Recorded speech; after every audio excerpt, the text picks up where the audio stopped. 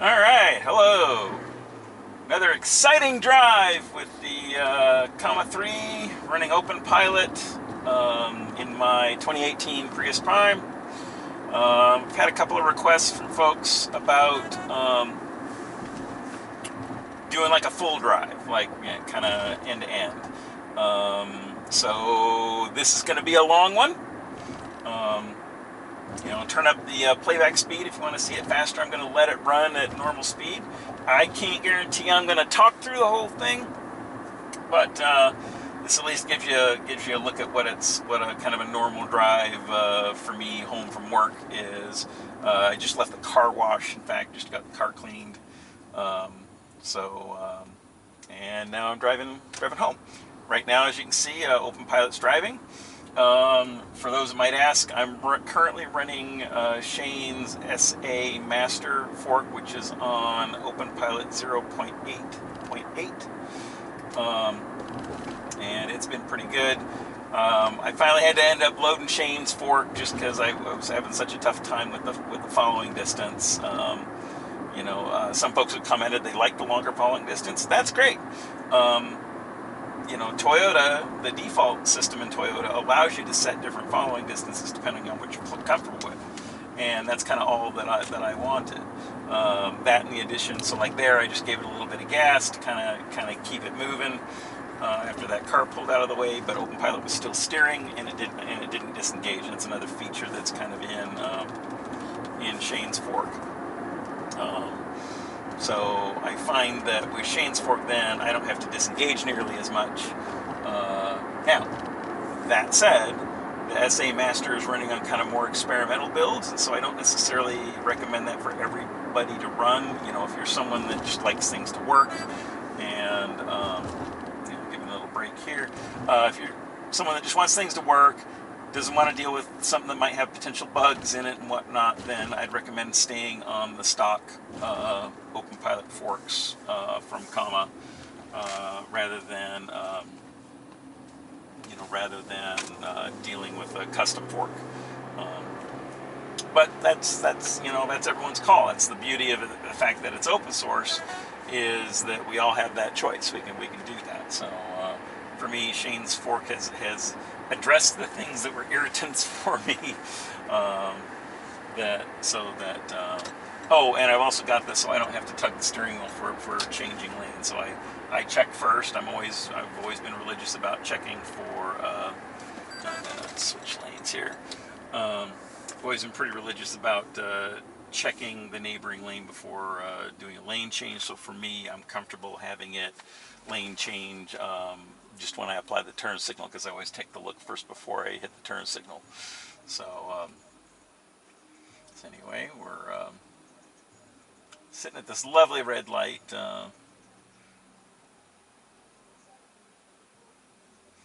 Let's see. So I just loaded Shane's fork. Was it yesterday? It was yesterday. So got one drive home with it. Was pretty happy with it. I'm looking forward to my next long drive. Having that available. I'll show once we're kind of on the expressway here. I'll show what the different follow profile distances look like. So there's a button. I don't know if you can see it on the UI. It says DF profile. That's dynamic follow profile. I think that's what he's got it standing for. And then the big button in the middle that says model cruise control. That used to be called model long in Shane's fork. Now he calls it model cruise control. It's basically having having a model do what they call longitudinal, the gas and brake. Now see, things like this, like merging into traffic and whatnot, that's easier just to drive that, and then you get on, and then you click on Openpilot, and sit back and chill.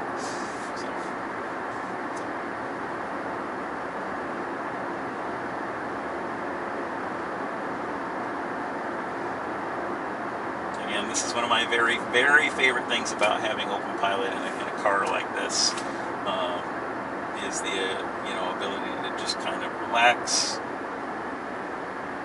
let the car drive, enjoy the scenery. Got a nice sunset coming up in a few minutes here. Still keeping eyes forward and whatnot. But, definitely enjoying it.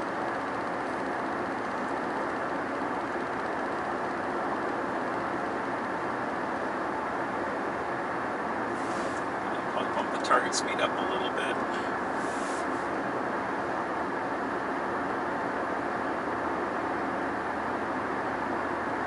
So in a situation like this, don't need the close following distance because there's plenty of room. There's not that much traffic, so it's not too big of a deal. It's a little later in the evening than normally I'd be driving home, so it'll be a little bit less traffic.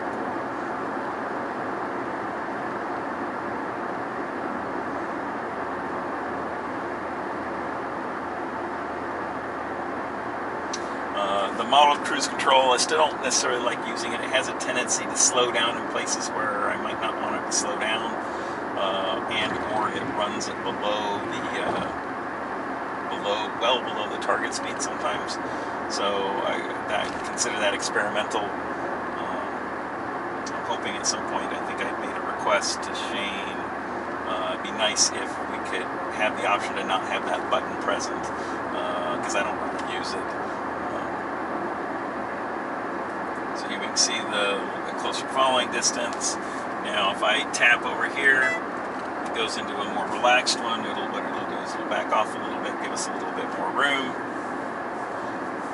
So now, see, it gave us about another car length or two of space. If I hit it again, this is the default, the stock profile, basically, what Openpilot does by default.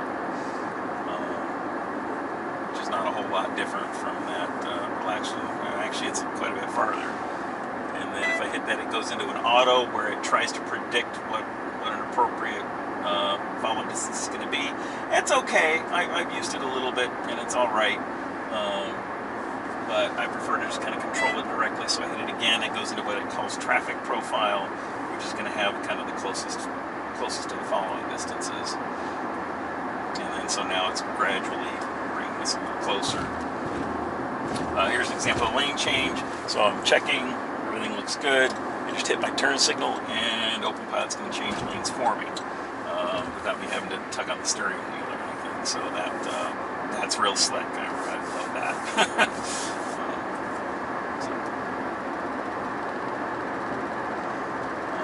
Kind of these gradual curves on the expressway, it handles it really well.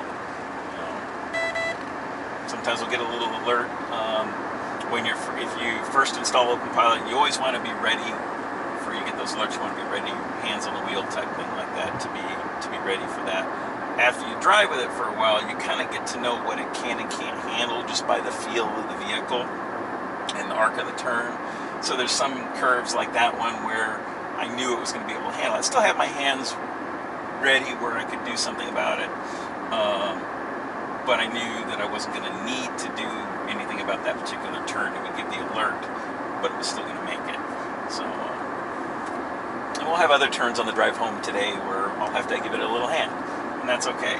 Even having to do that from time to time, it is still so much more relaxing compared to, compared to if you're having to hold on and pay hyper attention and whatnot. Often it will know that the car in front of me is slowing down. So say they've let up on the gas, but there's no brake lights. Openpilot will often detect that before I do, and will actually let off the gas and or brake, which is really nice.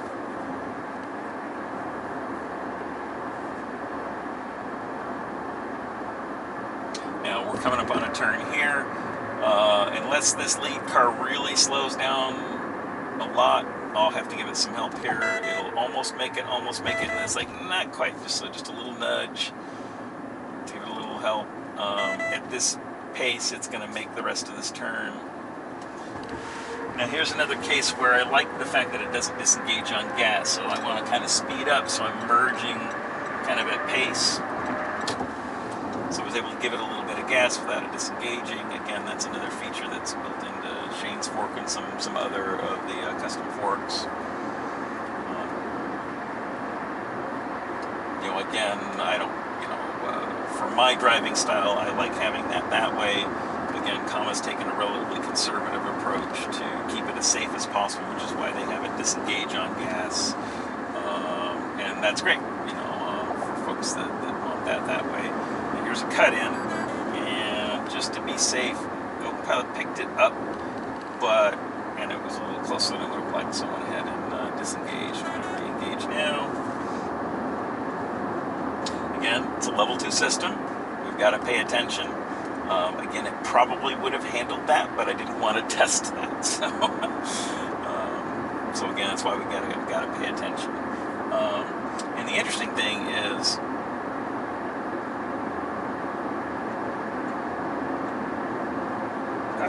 I like the level 2 aspect of it. I like the fact that I still have to pay some attention. Would I love the day when on a long trip I could take a nap? Yeah, that's going to be great. But I think that's a long way off, because the car would have to handle all of the screwy edge cases and whatnot. Pick a different lane here. All of the screwy edge cases, the weird things happening and whatnot, and I just think we're ages away from that happening.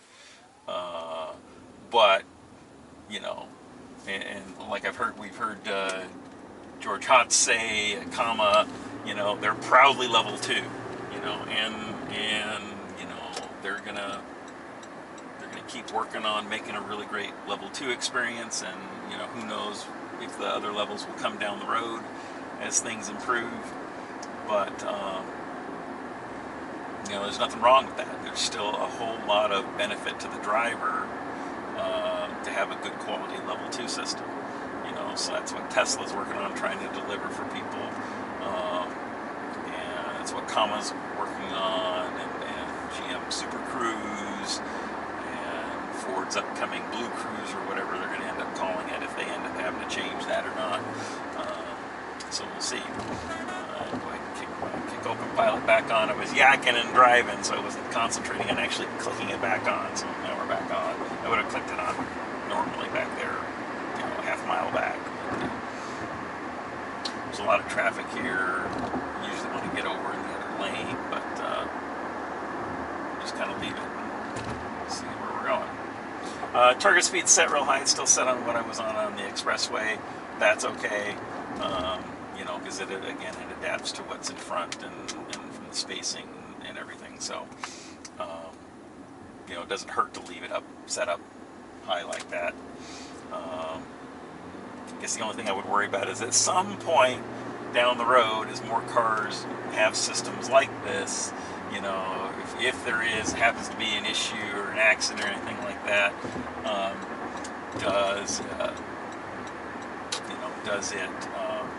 is that evidence? Oh, well, you were trying to go 70, even though you were in a 40. It's like, no, because I was trusting it to balance it off with a vehicle in the front. And if that vehicle leaves, then yeah, I got to bring it down to something more reasonable. Here's another one where it's beeping, but it handles it. So.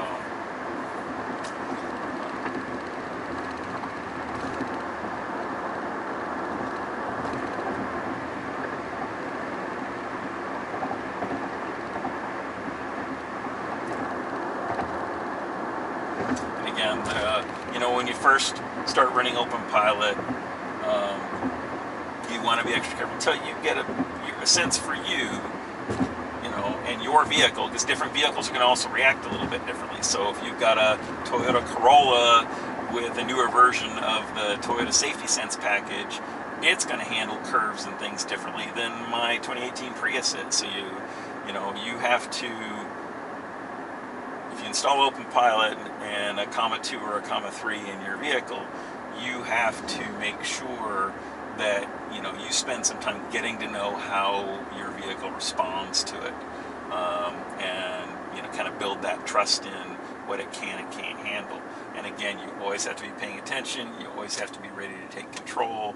The off chance something wacky happens. I know there've been a couple of cases where folks have not done a good job of installing it and cleaning and prepping the surface, And if you don't properly clean and prep the surface when you go to mount the comma 2 or the comma 3, especially in the heat, then it can come off. Now, if you do it properly, it's perfectly fine and it's not going anywhere. I had my comma 2 on the windshield for 1.5 years, and it didn't, it was no issue whatsoever, because I understood that about cleaning and prepping the surface. And for the comma 3, they're recommending a 48-hour kind of cure time on the tape. Now see, here's a case where Openpilot was lagging a little bit and getting moving, so I was able to give it a little bit of gas, and because it didn't disengage, then I didn't have to touch the wheel. But anyway, the mounting tape, they want on it for a comma 3, they want a 48-hour thing.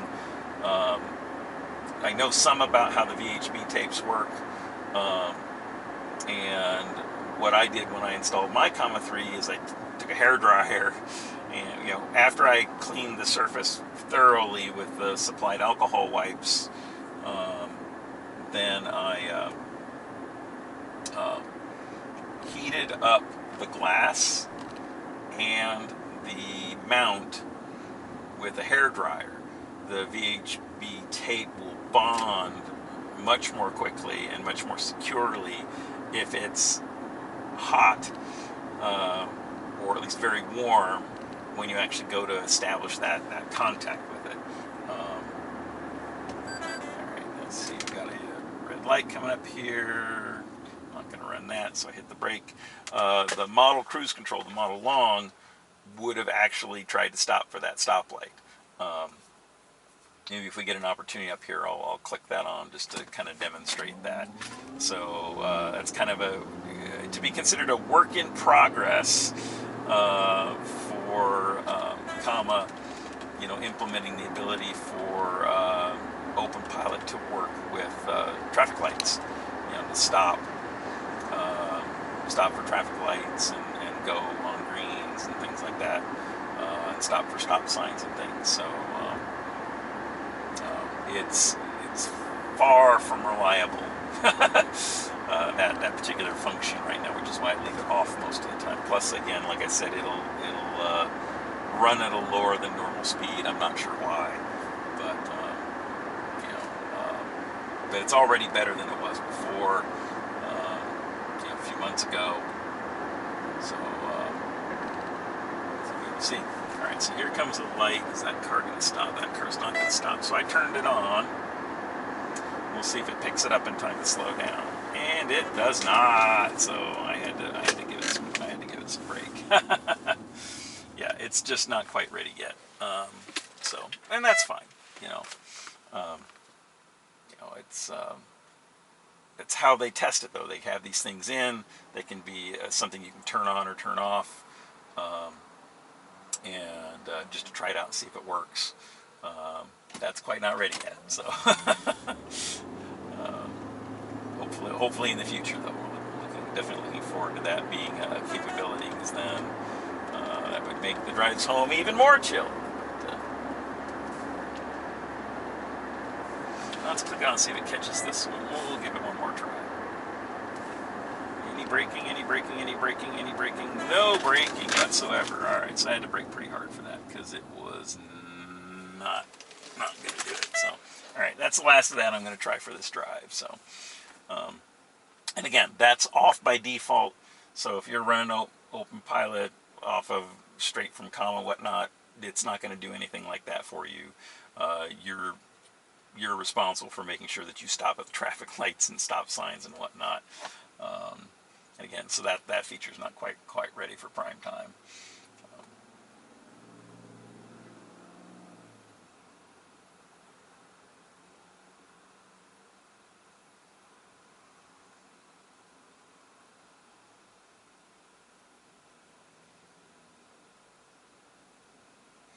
And I don't know if you can see, it does know we're stopped, right? So if you look there, you see the path on the comma 3. There's no path until then. We're going to see then the path appears once we get going.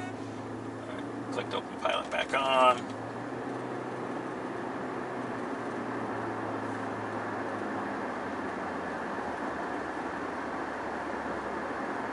we're probably about 2/3 of the way home,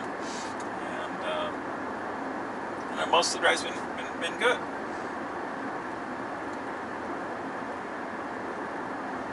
The other thing I'm hoping that they do when they get to the point where they're recognizing traffic lights and slowing and stopping for them is that's one where I would like to see some profiles for that. So a vehicle like the Prius or a Tesla that has regenerative braking, or any of the kind of the plug-in hybrids or the hybrid vehicles, you generally want a somewhat gentler starting, earlier braking profile to maximize how much energy you're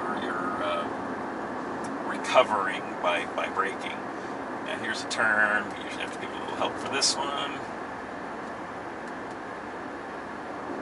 Not too bad. If you give it help early enough, you don't get the alert. If I had waited another fraction of a second, then we would have gotten the orange alert about. We'll see. We'll let this one go until we get the alert. Right there.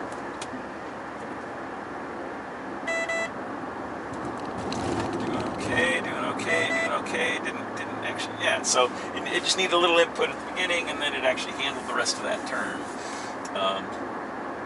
Again, the little side roads, small 2-lane roads like this aren't necessarily its main strength. The bigger benefit is like on the expressways, freeways, whatnot. So now, when it's just a 2-lane road like this, I'll usually click it into this more relaxed profile to give a little more space, because I don't need it. I don't need to be right on the person's bumper, making them uncomfortable, whatnot. So and there, it handled that curve just fine.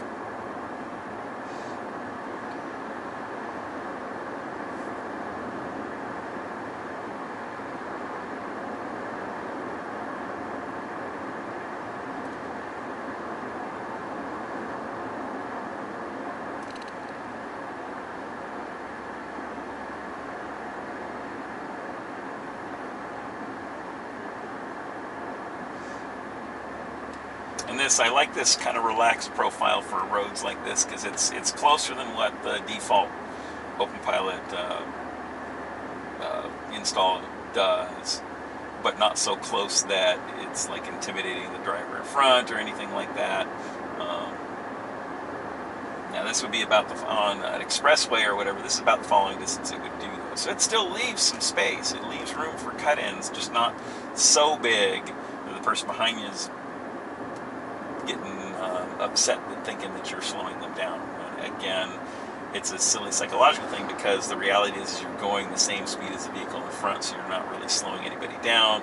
But people in behind, folks that get a little irritated and whatnot. And again, I've had some nice comments from folks, that talking about that they like the longer following distance of the stock configuration, and that's great. That's wonderful. If you like that, do that. Like I said earlier in the video, just want to have the ability to choose. And like even in Shainswork, I don't want it close all the time. I just want it some of the time. And so like here, I'm running with a more relaxed following distance. Here's a good reason why. So this car in front is turning. So if I was in the closest one, half of the time I'm like, I'm going to brake because we're awful close to that. But in the relaxed profile, I handled that. Now here, though, is where, again, I like it not disengaging on gas, because I can give it some more aggressive acceleration to kind of catch up to the target speed, and then relax again. But then it's still handling steering and whatnot. Again, it's going to handle this okay, maybe over the line just a touch. All right, so that one I probably should give it a little bit. But the interesting thing is I found that, so we're going 53 miles an hour. It's 8 over the speed limit at the moment. If I were going the speed limit or just a mile or two over, it would have probably handled that curve without any warning or anything like that. So, and I've noticed that to be pretty consistent in a lot of places. It's interesting. It makes you almost think that maybe the speed limits are designed for certain torque levels or lateral forces when going around turns, possibly. I don't know. It's just a theory. Could be right, could be wrong, have no idea. But that's kind of almost what it feels like, right? So like this curve says 45. I'm going to go ahead and drop it down. We'll set it at 46 and we'll see what happens. Okay, just for fun. And made that without any issue. Let's see how we do here.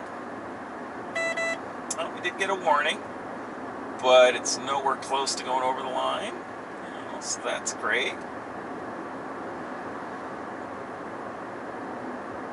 Pretty smooth. Of course, coming up here, we got a little bit of a right curve, and it's never ever been anywhere remotely close to making this curve with this particular car. I think maybe one of the newer TSS2 based Toyotas would probably be able to handle that. But, you know, just a little touch of steering wheel input. It'll need a little more right here. And then we're back on. So, kick our speed up.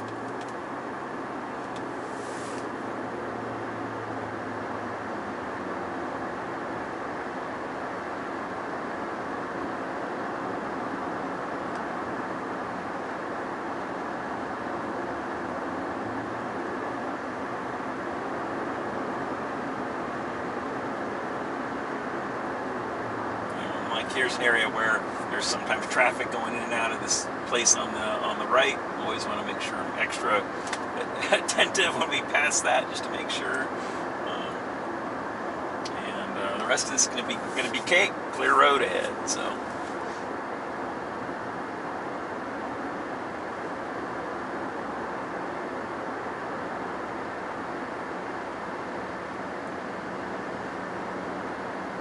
Again, just as a reminder, the navigation, you know, it's built in. Map screen up rather. I'm not navigating right now, but I can still pull the map screen up. Does not provide any input to the steering or what the car is doing yet.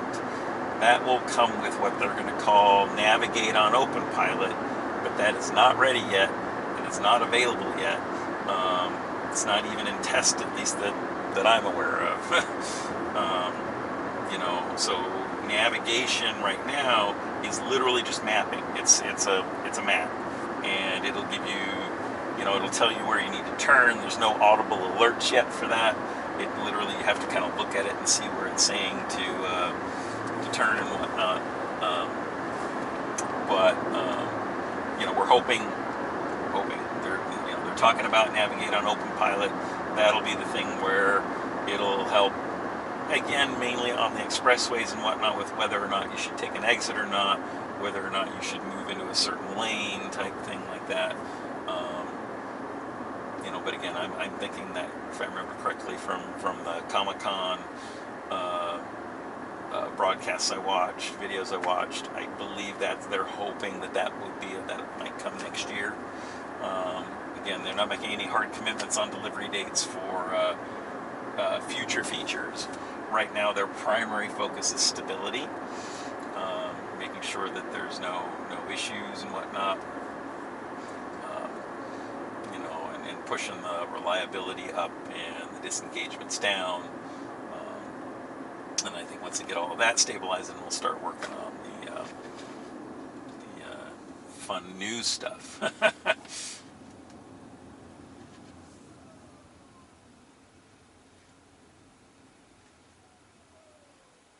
Yeah, that relaxed profile does a really nice job of slowing down.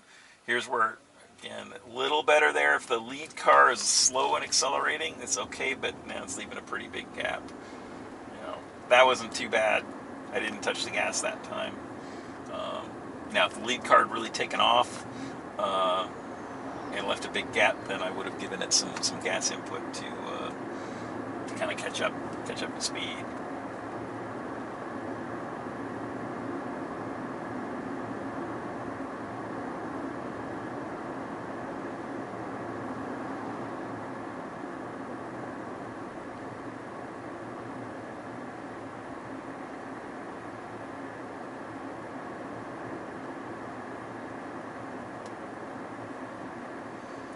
And with that, I'm going to cut this off in a minute or so here.